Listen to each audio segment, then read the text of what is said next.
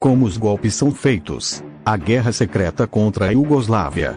O golpe na Iugoslávia tornou-se uma operação típica para derrubar o chefe de um Estado estrangeiro não por meio de ações de força aberta, mas com a ajuda de modernas tecnologias eleitorais. Afinal, é sempre preferível não a intervenção armada direta, mas estimular secretamente as condições para a vontade do povo. Em uma diretiva especial da CIA dos Estados Unidos, desenvolvida no final dos anos 1990, soa assim: a criação proposital de associações não estatais de oposição na forma de vários tipos de grupos organizados de pressão pública sobre os governos. Por longos 10 anos, o Ocidente tentou furiosamente subjugar a Iugoslávia. Qualquer meio foi usado: apoio a separatistas armados, duras sanções, um bombardeio de 78 dias seguido, pela ocupação de Kosovo. A Federação Iugoslava sobreviveu a tudo isso, mas as operações secretas ocidentais acabaram levando ao desastre. O plano para derrubar o governo da Iugoslávia foi lançado pelo governo Clinton em novembro de 1998.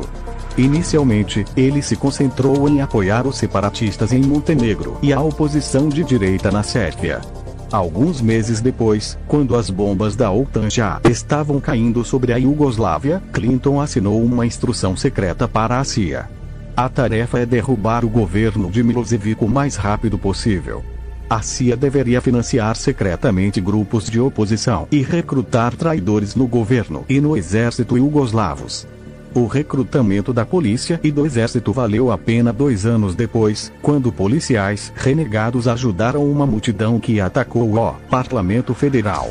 O plano consistia em várias partes: eliminação física de líderes sérvios desnecessários, separação de Montenegro da Iugoslávia, criação e cultivo de movimentos políticos sérvios em oposição ao regime de Milošević. Os assassinatos políticos tornaram-se uma arma importante no arsenal do Ocidente. Em 8 de julho de 1999, os Estados Unidos e o Reino Unido anunciaram que equipes especiais estavam treinando para operações para capturar os chamados criminosos de guerra e o presidente Slobodan Milošević. Para encorajar os mercenários, o Departamento de Estado dos Estados Unidos também anunciou uma recompensa de $5 milhões para o presidente Milošević. Vários membros do governo iugoslavo e figuras proeminentes que eram conhecidos por seus sentimentos anti-ocidentais, incluindo o ministro da Defesa, Pavle Bulatović, foram mortos a tiros. A maioria desses crimes permaneceu sem solução. Os assassinos conseguiram escapar. Goran Đujić, conselheiro de segurança do presidente pró-separatista montenegrino Milo Đukanović, foi assassinado em 31 de maio de 2000. O assassino escapou, permitindo que os líderes ocidentais culpassem o presidente Milošević. Isso aconteceu apenas uma semana antes das eleições em Montenegro, quando apenas os adversários de Milošević poderiam se beneficiar deste assassinato, porque a opinião pública depois disso só poderia mudar em favor dos separatistas. Poucos dias após o assassinato, o ministro da Informação da Iugoslávia, Goran Matić, acusou a CIA de cumplicidade em uma entrevista coletiva. Ele mostrou uma gravação de 2 conversas telefônicas entre o chefe da missão dos Estados Unidos em Dubrovnik, Sean Burns, o funcionário do Departamento de Estado James Svojet, Gabriel Escobar do Grupo Econômico dos Estados Unidos em Montenegro e Paul Davis da Agência dos Estados Unidos para o Desenvolvimento Internacional. Trechos de conversas, gravados 20 minutos após o assassinato e novamente 3 horas depois, incluíam comentários como "isso foi profissional e missão cumprida". Esta conferência de imprensa foi completamente ignorada pela mídia ocidental. O primeiro plano ocidental conhecido para assassinar o presidente Milošević foi elaborado em 1992. Richard Tomlinson, um ex-oficial britânico do MI6, mais tarde tornou o plano público. Sua missão no MI6 era realizar operações secretas na Europa Oriental sob o disfarce de um empresário ou jornalista. Tomlinson frequentemente se encontrava com o oficial do MI6, Nick Fishwick. Durante uma de suas reuniões, Fishwick mostrou a Tomlinson um documento intitulado A Necessidade de Assassinar o Presidente Sérvio Milošević. Para isso, 3 métodos foram propostos. A primeira, lembra Tomlinson, foi armar e treinar um grupo de oposicionistas sérvios, o que teria permitido negar tudo, mas as chances de sucesso eram duvidosas. O segundo envolveu o uso de uma seção especial do SAS britânico, Special Airborne Paraquedistas, para matar explosão ou tiro de sniper. Fishwick considerou isso mais confiável, mas mais difícil de esconder. A terceira forma é o acidente de carro organizado. 7 anos depois, em 3 de outubro de 1999, um terceiro método foi usado contra o líder do movimento de renovação da Sérvia, Vuk Draković, quando um caminhão de areia bateu em seu carro, matando todos os passageiros, exceto o próprio Draković. O temperamental Draković foi a principal razão para a fragmentação da oposição de direita, minando os esforços de Washington para formar uma oposição unida. O segundo ponto do plano estratégico, separação de Montenegro, seguiu o cenário testado e comprovado de separação. Iugoslávia em pedaços. Os caminhos das duas repúblicas iugoslavas divergiram abruptamente.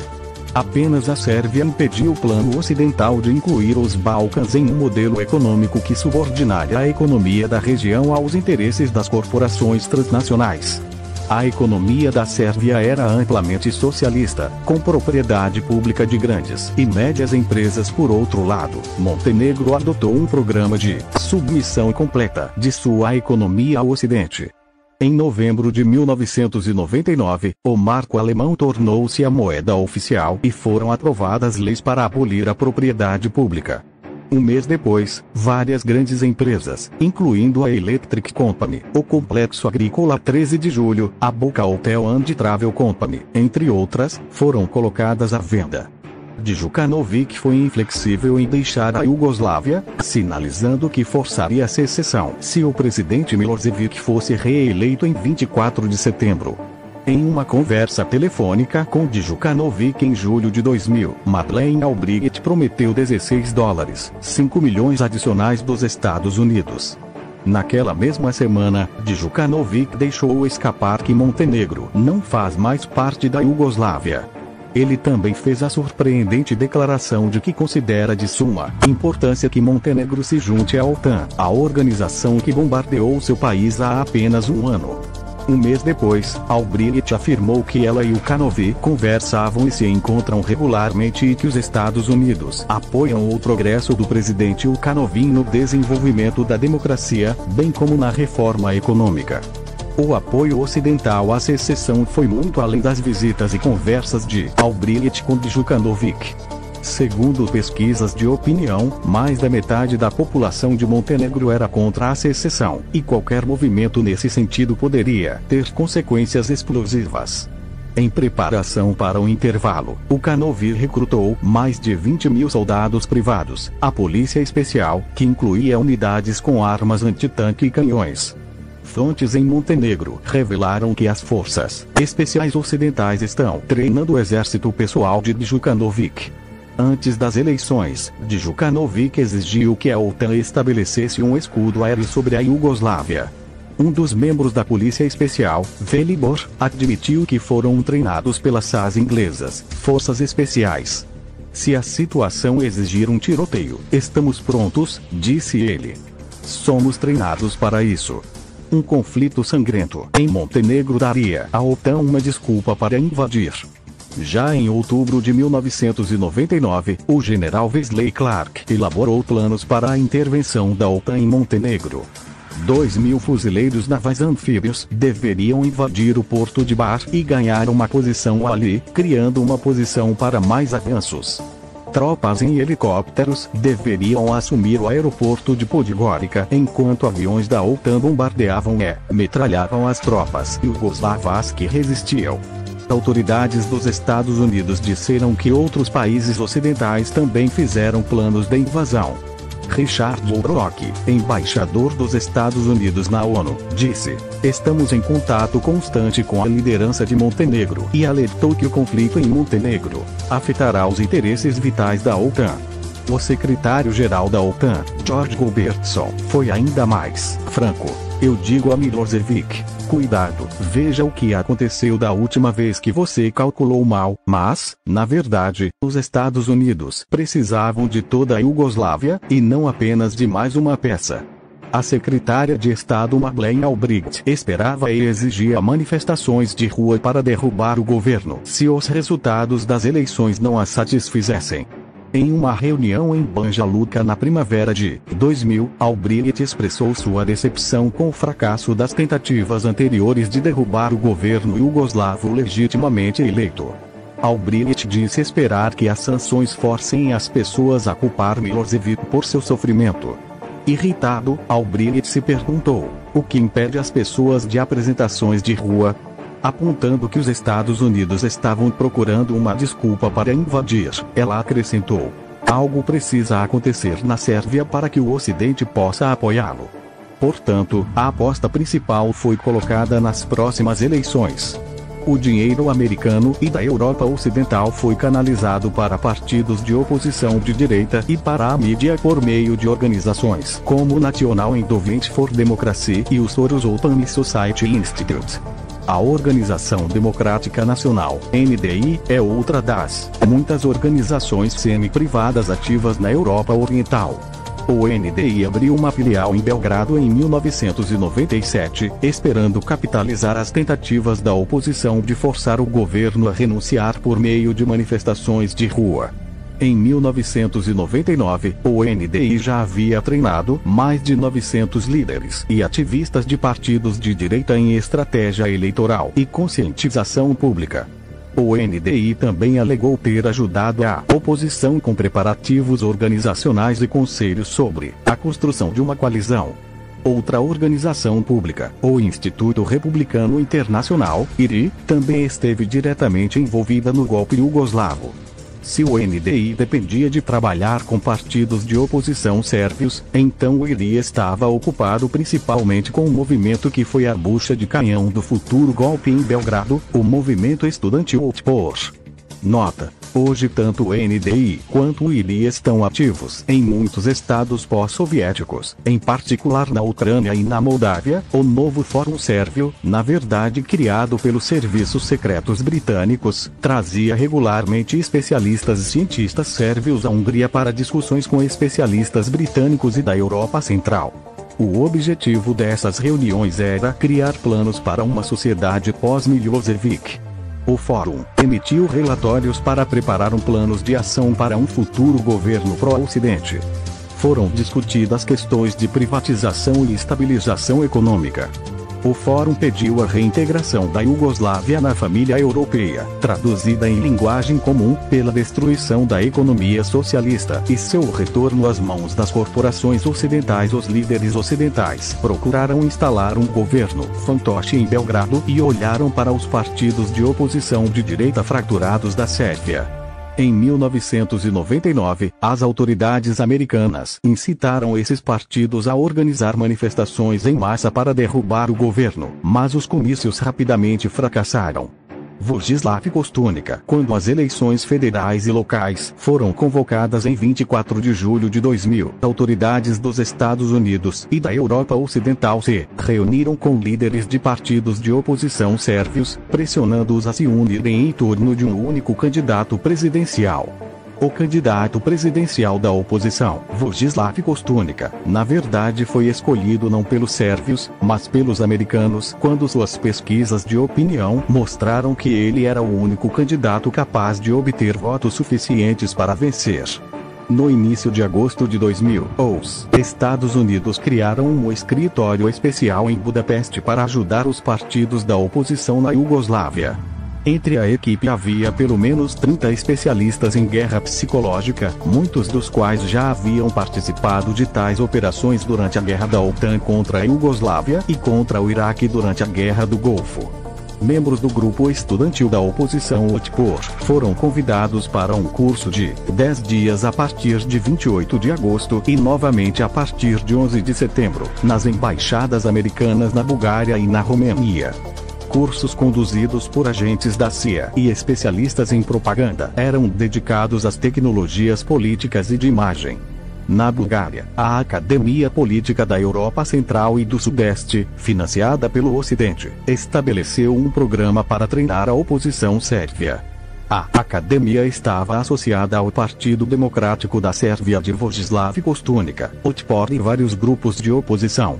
Outra organização búlgara financiada pelo Ocidente, a Academia de Repórteres Sênior dos Balcãs, forneceu assistência financeira, técnica e especializada à mídia da oposição iugoslava antes das eleições. Duas organizações pertencentes ao National Endowment for Democracy, a Organização Nacional Democrática e a Organização Republicana Internacional, forneceram $4 milhões para programas de porta em porta e de obtenção de votos. Autoridades dos Estados Unidos pediram à mídia da oposição que não se preocupe com quanto gastam, porque mais estão a caminho. Imediatamente após a eleição, o Congresso dos Estados Unidos aprovou um adicional de $105 milhões para os partidos de direita iugoslavos e a mídia em votação aberta.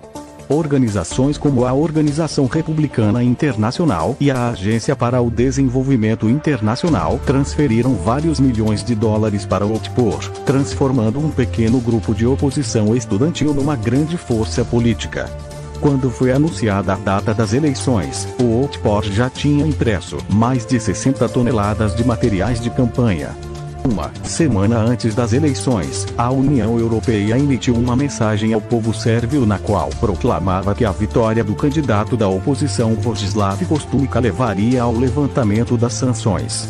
Mesmo que Milošević retorne democraticamente, disse uma autoridade da UE, as sanções permanecerão em vigor.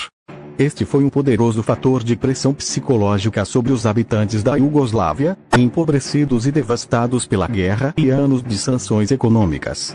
Na verdade, isso foi uma chantagem direta aos eleitores às vésperas das eleições. Os sérvios foram dados diretamente para entender o que os espera no caso de um voto errado. Além disso, tendo perdido a guerra, muitos sérvios reconsideraram sua atitude em relação a Milošević. No pai da nação de ontem, eles viram um candidato ideal para o papel de bode expiatório universal.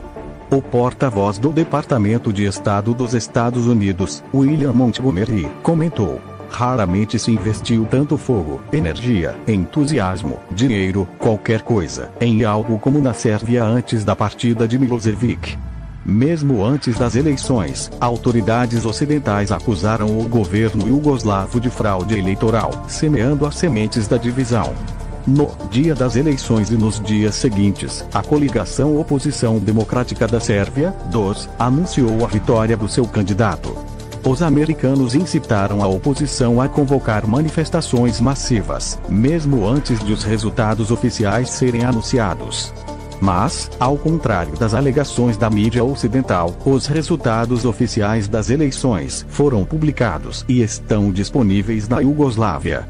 Vojislav Koštunica venceu com 48% dos votos, pouco abaixo dos 50% necessários para vencer no primeiro turno. O presidente Milošević ficou atrás dele com 38,62%. A segunda rodada estava marcada para 8 de outubro. Mais de 200 observadores internacionais verificaram o desenrolar das eleições. Estiveram presentes em todas as suas etapas, inclusive na apuração dos votos e no esclarecimento dos resultados. Um observador, o ministro das Relações Exteriores da Grécia, Carlos Papoulias, concluiu: as alegações de fraude generalizada, como os chefes de relações exteriores da UE, Javier Solana, revelaram-se falsas e as eleições foram conduzidas de forma impecável. Dada a vantagem decisiva de Koštunica na primeira rodada, sua vitória em 8 de outubro era quase uma certa. No entanto, Koštunica se recusou a participar do segundo turno. A aposta foi feita em manifestações antigovernamentais em massa e na derrubada do governo iugoslavo. As razões pelas quais Koštunica não queria chegar ao poder legalmente eram óbvias. Como resultado das eleições, a coalizão de esquerda conquistou 74 dos 137 assentos na Câmara dos Cidadãos e 26 dos 40 assentos na Câmara das Repúblicas. A coalizão liderada pela esquerda já tinha maioria no parlamento sérvio, que deveria ser eleito no ano que vem. Isso impossibilitou-os de realizar seu programa, já que os poderes do presidente são bastante limitados. Apenas um golpe de Estado permitiria ao-dos contornar as restrições legais, derrubar o governo e governar sem oposição. O gerente de campanha de Kostunica, Zoran Djindjic, convocou uma greve geral. Devemos tentar paralisar todas as instituições, escolas, teatros, cinemas, escritórios e convidar todos a irem às ruas. Os apoiadores do DUS em todo o país seguiram a chamada. A economia iugoslava estava paralisada. Manifestações em massa envolveram toda a Sérvia. O plano favorito de Madeleine Albright tornou-se realidade quando os manifestantes exigiram a renúncia do governo. Fontes da oposição alegaram que cerca de 10.000 de seus apoiadores armados participaram da manifestação em massa final em Belgrado. O ataque ao Parlamento Federal e à rádio-televisão sérvia foi liderado por destacamentos de ex-soldados especialmente treinados. Os atacantes jogaram uma antena parabólica do telhado do centro de TV. Todos os 3 canais de televisão estatais na Sérvia pararam de funcionar. O ataque foi liderado por Velimir Ilić, o prefeito da oposição de Čačak. Nossas ações foram planejadas com antecedência, explicou mais tarde. Nosso objetivo era bastante claro: assumir o controle das principais instituições do regime, incluindo o parlamento e a radiodifusão. Ilić também fez arranjos antecipados com policiais desertores que ajudaram os soldados. Mais tarde, os analistas notaram a boa organização do ataque. É possível que especialistas da CIA estivessem diretamente envolvidos em seu planejamento. Depois que grupos armados entraram à força no Parlamento Federal, eles foram seguidos por uma multidão bêbada de apoiadores do DUS que invadiram o prédio, quebrando móveis e computadores e incendiando o parlamento. Policiais foram espancados nas ruas e gangues bêbadas, muitas com armas, encheram as ruas. Ambulâncias transportando policiais feridos foram paradas por ativistas do DUS que exigiram que os feridos fossem entregues a eles. Depois que o centro de televisão foi apreendido, também foi incendiado. Na noite de 5 de outubro, o número de manifestantes no centro de Belgrado chegou a 500.000. Eles apreenderam o prédio do parlamento, a Assembleia da Iugoslávia, um centro de televisão, uma delegacia de polícia no centro da cidade. Segundo alguns relatos, o prédio do Ministério do Interior. Kostunica, que chegou ao comício, foi apresentado como um novo presidente da Iugoslávia. Sim, e ele próprio, segundo alguns relatos, proclamou o presidente legítimo. Kostunica disse que a Sérvia agora faz parte da Europa novamente. Ele pediu aos países ocidentais que levantem imediatamente as sanções à Iugoslávia, porque a partir de agora é novamente um Estado livre e democrático. Pedimos a todos que reconheçam pacificamente os resultados das eleições. Pedimos aos militares e à polícia que façam tudo para garantir uma transferência pacífica de poder, disse Kostunica. Ele continuou: hoje estamos fazendo história. E não havia mais ninguém com Milošević. E não precisamos de Moscou ou Washington. Com certeza alcançaremos a vitória, finalizou seu discurso para o entusiasmo tempestuoso dos torcedores reunidos na praça. À meia-noite, Kostunica falou na televisão capturada, anunciando que as sanções seriam suspensas na segunda-feira, uma promessa firme da França. Nunca esqueceremos a agressão da OTAN, disse Kostunica, mas nem sempre podemos nadar contra a corrente. Kostunica expressou esperança de que a Iugoslávia seja capaz de restaurar as relações normais com o mundo inteiro. Os líderes ocidentais foram rápidos em dizer que Milošević deveria finalmente se resignar e sair.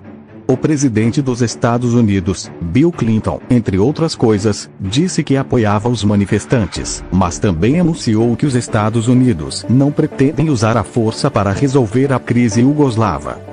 O Ocidente também pediu à Rússia que reconheça a vitória da oposição democrática da Sérvia nas eleições. Oficialmente, 2 pessoas se tornaram vítimas da Revolução do Veludo em Belgrado. Nessa época, em toda a Sérvia, os comitês locais do Partido Socialista Sérvio e da Esquerda Unida Iugoslava foram esmagados. Os socialistas foram espancados, ameaçados, muitos estavam ao telefone. Em Kragujevac, 10 socialistas foram amarrados e torturados por várias horas. Militantes do DOS invadiram a casa de Zivoshin Stefanovich, chefe do comitê do SP em Leskovac. Eles saquearam e destruíram sua propriedade, e depois incendiaram a casa. Enquanto multidões enfurecidas derrubavam e incendiavam carros de polícia, edifícios destruídos e pessoas espancadas, Kostunica proclamou: a democracia venceu na Sérvia. O comunismo é derrotado. É uma questão de horas. Ao afirmar sua democracia, os ativistas do DOS assumiram sistematicamente a mídia de esquerda em toda a Iugoslávia. Eles foram usados para apoiar a direita. A cultura da informação anteriormente rica e diversificada, representando todas as visões políticas, transformou-se instantaneamente em uma uniformidade que enaltece unanimemente o rumo pró-ocidental do DOS. Grupos armados do DOS expulsaram à força chefes de empresas estatais, universidades, bancos e hospitais em toda a Sérvia.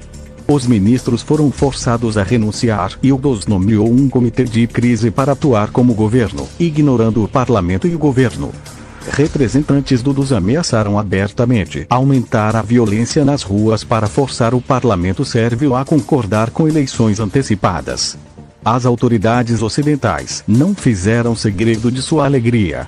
As corporações americanas e europeias começaram a se preparar às pressas para a privatização das empresas estatais iugoslavas. O programa econômico do DOS foi elaborado por uma organização chamada Grupo dos 17 Plus. O plano deles, o projeto sérvio, exigia uma transição rápida para uma economia de mercado plena. Imediatamente após o golpe, o Banco Europeu de Reconstrução e Desenvolvimento anunciou a abertura de uma filial em Belgrado. É importante chegarmos lá o mais rápido possível, disse o porta-voz do banco, Jeff Dye. Achamos que haverá muitos negócios com privatização e reestruturação. Poucos dias antes do golpe, o presidente Milošević advertiu que o DOS era uma ferramenta nos esforços da OTAN para estabelecer o controle neocolonial sobre a Iugoslávia. Ele destacou que os países vizinhos sob a ditadura ocidental se empobreceram rapidamente de uma forma que lhes rouba a esperança de uma ordem social mais justa e humana, e que na Europa Oriental vemos uma divisão geral entre uma maioria pobre e uma rica minoria.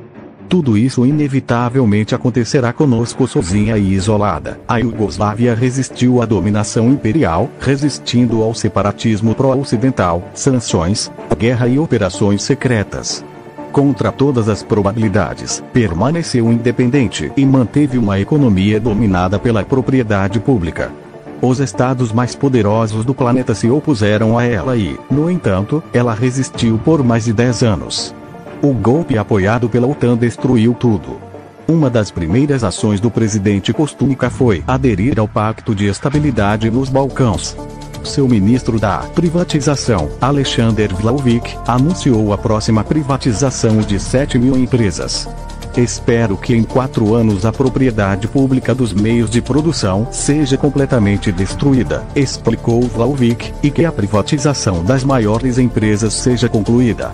Os milhões de dólares que o Ocidente derramou na liderança do DOS trarão dividendos invejáveis para as corporações transnacionais nos próximos anos. Materiais do artigo de Grigori Ilich Guerra Secreta contra a Iugoslávia, relatórios das agências de notícias Reuters, Associated Press e BBC foram usados. Anexo 1. Plano Estratégico para a Dissolução da Federação Iugoslava, 1992, Anexo 2. Porque o Ocidente queria destruir a Iugoslávia? Anexo 3. Próximos alvos da OTAN depois da Iugoslávia: Iraque, Argélia e Moscou. Anexo 4. 3 crimes da Iugoslávia: os verdadeiros motivos da intervenção da OTAN. Por ora isso é tudo, galera. Não se esqueçam de ativar o sininho e de se inscrever para que possamos trazer mais conteúdo dissidente.